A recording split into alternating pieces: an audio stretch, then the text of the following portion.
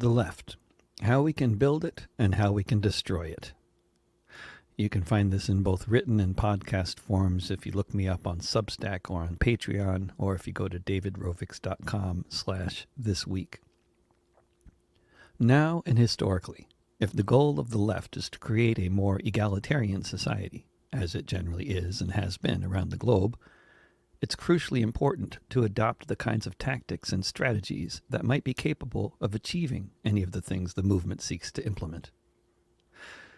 Wherever it's been really successful, in the US and around the world, the left plays the role of always seeking to unify the population through various means to overcome various divisions in order to pursue goals of various sorts. There are many forces in society opposed to these efforts, such as those who benefit from our divisions in one way or another, particularly the ruling class in insanely stratified societies like the US, and those intentionally or unintentionally doing the divide and conquer work for them.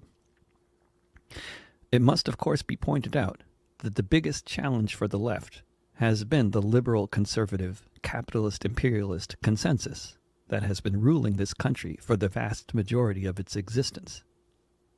The status quo is one of inequality at home, maintained through all sorts of mechanisms, a propagandistic media, the new dominance of anti-social media over our communications and thinking, and always finding new ways to exploit and maintain divisions based on race, gender, sexual orientation, national origin, etc., and empire abroad.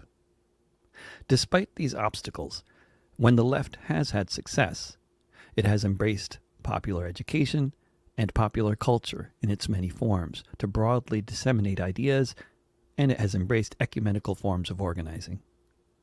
When the left has not had success, it has developed a cliquish, exclusive culture with tactics focused on highlighting divisions and finding transgressors to purge in order to achieve unreachable goals of political and personal perfection among all its members, lest they face perpetual public and private shunning and condemnation. Neither the inclusive or exclusive orientations on the left are anything new.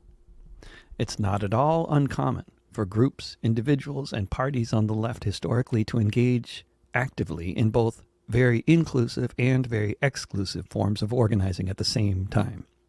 For example, at the same time as so many millions of members and sympathizers of the Communist Party in the US in the 1930s were actively involved with very inclusive forms of union organizing, printing anti-racist literature, and putting out publications whose aim was to further popularize the left end of what was, at the time, popular music, Woody Guthrie, Paul Robeson, etc., party members were also engaged with actively shunning various elements of the left that didn't join the CPUSA or dared to form alternative left parties. For me, the age of anti-social media has been especially helpful in clarifying my understanding of recent events and tactics related to them on the left, and also in helping me reassess past tactics and what they did or didn't achieve. I'll be the first to admit that being targeted by the most cliquish, destructive elements within the contemporary U.S. left incessantly for the past couple of years has also been part of my education. I'll also be the first to admit that my understanding of history and my perspective on the efficacy of different tactics over time has been continually evolving, which, far from anything to be embarrassed by or ashamed of, is a very good thing and indicates a functioning brain that is still capable of critical analysis. One thing I've increasingly come to realize is collective action gets the goods. Building a movement capable of engaging in large-scale collective action requires first that it is not a movement reliant on the corporate media to tell us when the next protest is, but is a truly self-propelled movement with its own actually independent media. It requires building a movement that is so well organized, forward-looking, and full of vision and camaraderie that it instills a widespread sense of optimism about what the movement can accomplish with enough active, dedicated participants. Another thing I have increasingly come to understand is there are many tactics that may achieve a short-term goal, but will tend to sabotage your long-term goals, or otherwise be counterproductive in many ways. This is especially true of tactics which can be normalized by elements of the left and then used by the right, by the state, or by other nefarious actors against us, to much greater effect. Rather than floating in the clouds of the meta conversation, however, I thought I'd briefly expound on a handful of the sorts of tactics that have built powerful social movements and even revolutions, and the sorts of tactics that are favored by the intelligence agencies and the cancellation campaigners, which have so often been successfully employed to destroy or dramatically curtail social movements. Tactics that build. 1. Eviction defense. We are in the midst of an unprecedented housing crisis in the U.S. There are more evictions taking place in Portland and across the country than there were prior to the pandemic. Housing is a basic human right, and housing as a human right has been a basic tenet of left thinking everywhere, ever since there has been anything calling itself the left. But the media doesn't cover this sort of thing, so it's not building this movement for us. We have to do it ourselves. And what would happen if other elements of society engage in eviction defense as well?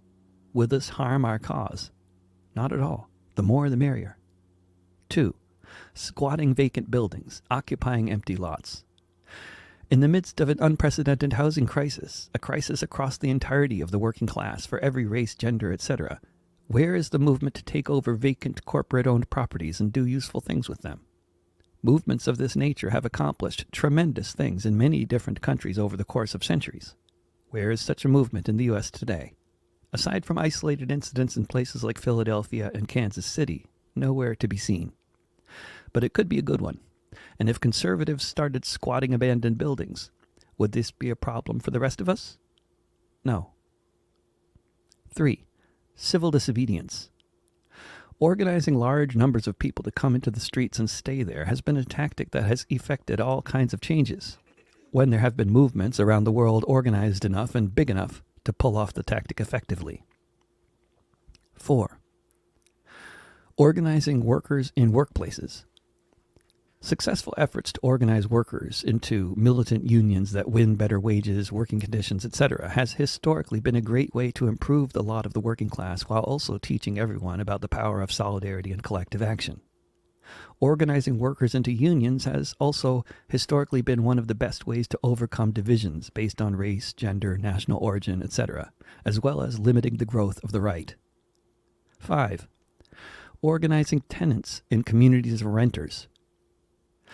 With housing being owned by a spectacularly small number of gigantic landlord corporations that are now directly running huge rental operations, it's a better time than ever to organize tenants, or at least one would think. Movements that have won rent control and related reforms have been absolutely crucial for improving life for the working class around the world. 6. Building cooperatives of all kinds. Some of the most stable and prosperous societies on earth today, such as the countries of Scandinavia, have cooperatives of all sorts at the core of that stability and prosperity. Even in societies not dominated by cooperatives, the areas where cooperatives have taken root tend to be the more prosperous and stable parts of a country. Cooperatives, like unions, can exert real political and economic power. Short of a dictatorship coming to power that abolishes private property, cooperatives are also relatively insulated from whichever party is holding political power in a given period. Societies characterized by cooperatives are not necessarily welfare states. 7. Modeling alternative societies. Creating the kind of society we envision may not be possible without overthrowing capitalism first, but it's at least possible to create communities on a limited basis that can demonstrate things like ways we can live without cars, where there are lots of common spaces, everything's run on renewable energy, etc. It's much harder for people to envision what they can't experience. 8. Advocating for alternative societies. Even if we don't have the means to create the alternative within the shell of the old, we can do popular education in so many different ways to get the good word out that another world is possible. 9. Organizing events that bring people together. The sense of community and optimism necessary to foster and build a social movement absolutely requires regular physical gatherings that involve cultural activities of all sorts: music, dance, poetry, theater, adult/popular education, teach-ins, etc. Tactics that destroy. 1. Personal attacks against individuals. In Karl Marx's day, it was not at all uncommon for leftists to viciously attack each other in letters, essays, books, at conferences, and in other forms, and to call each other all sorts of names. This nonsense continues to this day, but with the influence of anti-social media, COINTELPRO, and an ongoing modern version of the Puritan tradition, it's all amplified. The personal attacks aim to vilify and discredit other people. They can work in that regard, short term, but in the longer term, people so vilified just get angrier. They don't go away. Also, it's a tactic that can be used just as well by the right. If the left is engaged with it too, then it has no moral high ground to stand on as far as that goes, and the behavior only encourages more of it. 2. Making threats of violence against individuals. On anti-social media, this sort of thing is a constant occurrence. For many of us, getting such threats is so normal, we rarely even mention it to our friends. By my observation, this sort of thing often causes people to purchase firearms or move to another town, but it rarely makes anyone disappear. When such threats are made against the right, it tends to make people angrier and more entrenched in their beliefs and less apt to try to communicate. 3. Intimidating individuals and their families at their homes. This has become a common practice, with both people who identify as right and left activists protesting outside of the family homes of politicians, journalists, or whatever other individuals some folks don't like. Whether the people and their families being protested are truly evil or not, the tactic being normalized just normalizes it for others to employ and fosters a society full of fearful, paranoid people. It surely will cause some politicians to quit or retire early, but someone will take their place, and whoever that someone is, they will probably be more thick-skinned than the last guy, which will not improve anything for anyone. 4. Doxing people. Publicly revealing the home address and other such information of a person in order to encourage their political enemies to do whatever they might do to someone they don't like, such as getting them fired, slashing the tires of their car, stalking them, etc., is a common practice these days. Has it reduced the scope or militancy of the right-wingers in the U.S.? It doesn't seem to be doing that. In fact, it seems to be making them more militant and more pissed off. It often does get people fired, but if the tactic doesn't kill them, which it doesn't, then it just tends to make people angrier. Wouldn't it do that to you? 5. Stalking, bullying, harassing individuals publicly or privately. Another popular online tactic these days involves sending out private messages of all sorts to individuals you are politically against for one reason or another, in an effort to destabilize them psychologically, while also posting about them publicly and commenting on the supposed meltdown they're having as a consequence of the private message trolling efforts. This does lead to depression on a regular basis and the occasional suicide, but most people just get angrier. The tactic completely backfires, and is then, of course, open to even more enthusiastic adoption by the right when commonly practiced by elements of the left. 6. Lying about anyone, misquoting anyone for any reason. Intentionally mischaracterizing what someone has said or making up stories about them in order to attempt to discredit people or raise suspicions about them is a common practice, which also spectacularly backfires as it invites the same behavior from other elements and normalizes the behavior further. Anti-social media, of course, facilitates this sort of thing by design. The result is a feeling that we all live in Babylon, which doesn't help anyone. 7. Initiating tactics that most people who support the cause don't support. What tactics might be effective tends to depend very much on the circumstances. Time, place, moment in history, where the people are at, it varies. If people aren't up for a certain tactic, when practiced, it will often result in most of the participants no longer participating in the action in question. For example, if most people don't think it's a good idea to light the dumpster on fire, most people will leave the demo when the dumpster starts burning. 8. Having a cliquish, exclusive orientation towards the uninitiated. On one end of the spectrum, there is popular education and inclusive styles of organizing based in physical communities. On the other end are folks who spend most of their time online using vocabulary and acronyms unfamiliar to the average literate person, which changes every week, along with the pseudonyms of the people having the discussions. This kind of behavior alienates people and doesn't build anything other than a cult. 9. Having a puritanical orientation that involves excluding individuals for committing transgressions.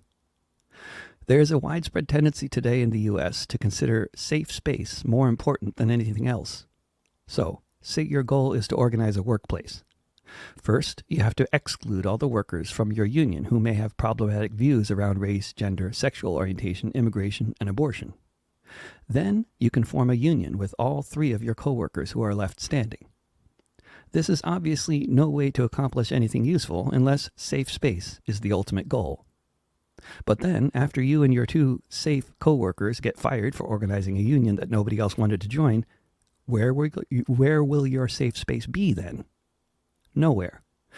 There is no safe space in a cutthroat capitalist society where most people are living hand to mouth. List of examples and lecture over. If anyone reading this is starting to realize you've accidentally joined a cancellation cult and you'd like to leave it and build a real working class oriented left movement that might actually accomplish something, welcome home, you're not alone. Drop me a line, I'm far from your only friend out there.